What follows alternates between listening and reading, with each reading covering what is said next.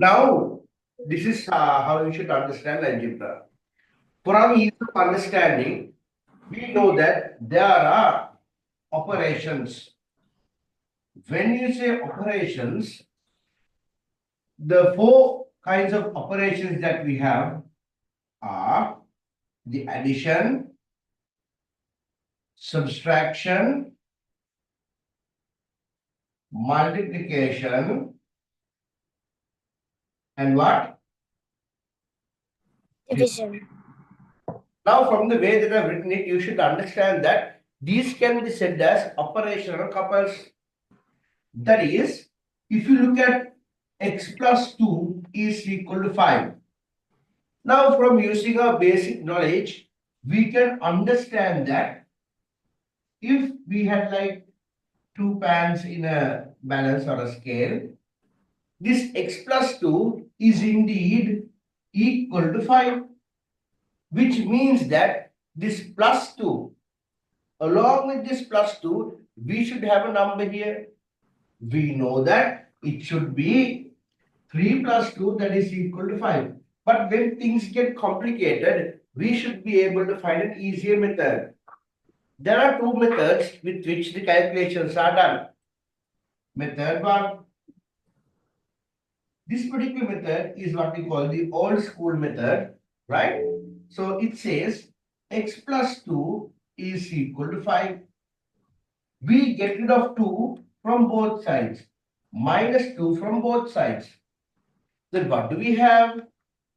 X plus 0 is equal to 3. We do not consider 0. Therefore, x is equal to 3. But, I have a question. yes. In the exams, do we have to like do, for example, if it's like a simple question, for example, x plus 2 equals 5, and they asked me to find x, Yeah. do I have to do the calculation or like the working out? As a matter of fact, for all the calculations, you should show working. That's a different story. But the working comes in two different methods, method 1 and method 2. Whatever the method that you select, you should make sure that you show the working. Is that clear now? Yeah, that's fine. Yeah. Next question, next method, method 2. We do understand that there is something what you call operational couples that are in action. That is, x plus 2 is equal to 5. When plus 2 goes to the other side, it becomes 5 minus 2. You see that it is plus 2 gone to the other side minus 2. Therefore, the value of x is plus 3. Now, the question is, why do we need to take plus 2 to the other side? It's because to show how you find x. Yeah, because now our intention here is to find the value of x. So in order to find the value of x, we have to make sure that x or whatever the letter that is there, we should isolate it on one side. In this particular instance, x plus 2 is equal to 5. All right. Either we can subtract 2 from both sides, because why do we subtract 2 from both sides? Whatever you do to the right side, you should do the same to the left. Is that clear? Likewise, our intention is to, our need is to find the value of x. Therefore, this plus 2 should be taken to the other side. And hence we have x equals 5 minus 2 and x is equal to plus 3. Did I make myself clear now? Yeah. You can take a screenshot, right? Right now, I will teach everything at once and then we'll take one by one and explain. And I'll explain in detail, okay? Take this down. Now take it down, take a screenshot, will you?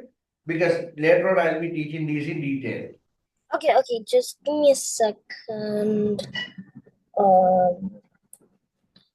Just a screenshot, right? Yeah, just a screenshot, just for you to have it with you. But later on I'll take one by one again and explain. Okay, it's fine. It's fine. You good? Mhm. Took the screenshot? Yeah, I did take the screenshot. Right. Shall I erase now? Yeah, you can erase it. Now let's take a different calculation. X minus 2. If x minus 2 is equal to 5, definitely we know that from 7, if you subtract 2, the answer is 5. But this guesswork or this mental maths is correct and easy up to a certain extent. But we have to find a way to get this done mathematically.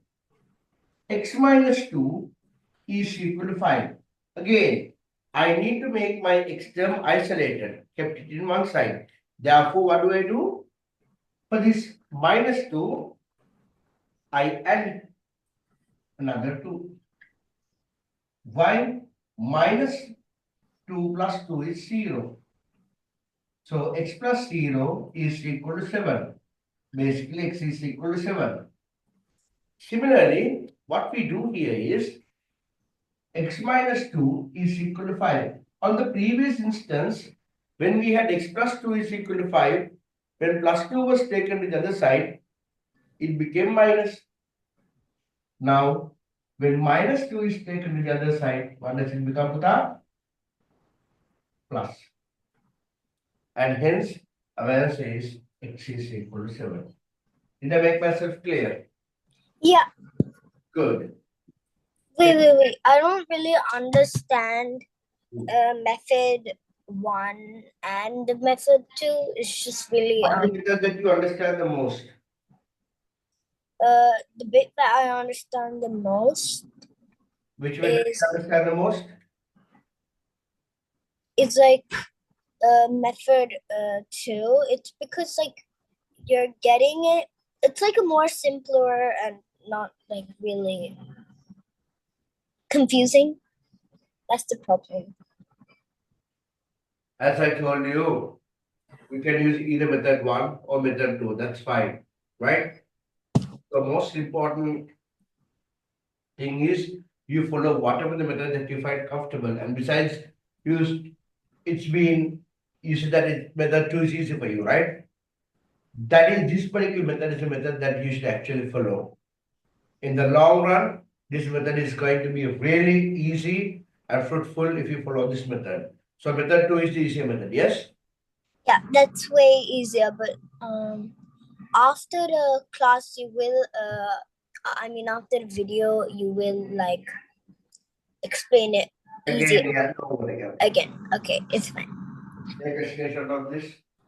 I want you to understand what is happening in detail later, but for now, I want you to understand each and everything so that will be in your mind, and we will take one calculation at a time and we'll move forward. Okay? Yeah. All right. Now, I want to further explain what you get as the answer when you multiply 2 by x. What is the answer? The x is. Wait, what? 2 multiplied by x. What is the answer? 2 multiplied by x, but then we don't have the answer, right? What is 3 plus 3? It is 3 6. plus 6. We can write this as 2 times 3, correct? 2 3's added together is like 2 times 3, which is again 6. Did I make myself clear? Yes, you did.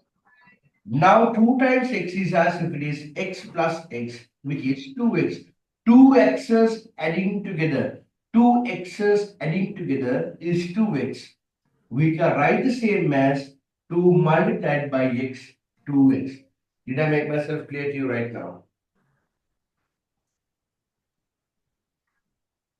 Yes or no?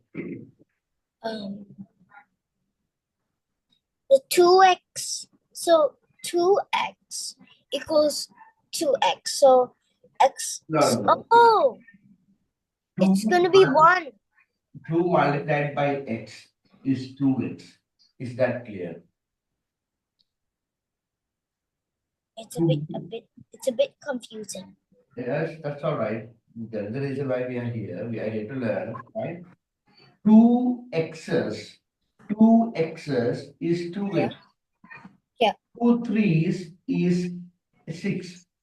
2 threes is 6.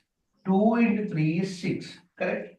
Yeah. Now let's think of something like this. There is a jar. In one jar, you have 100 toffees in it. In this Okay. also, you have 100 toffees. Yeah? Okay. How many toffees do you have in total? 100 plus 100. That is 200. that? Yeah. Or else you can say that I need 2 of those jars. 2 of those jars. 100 into 2 is what now?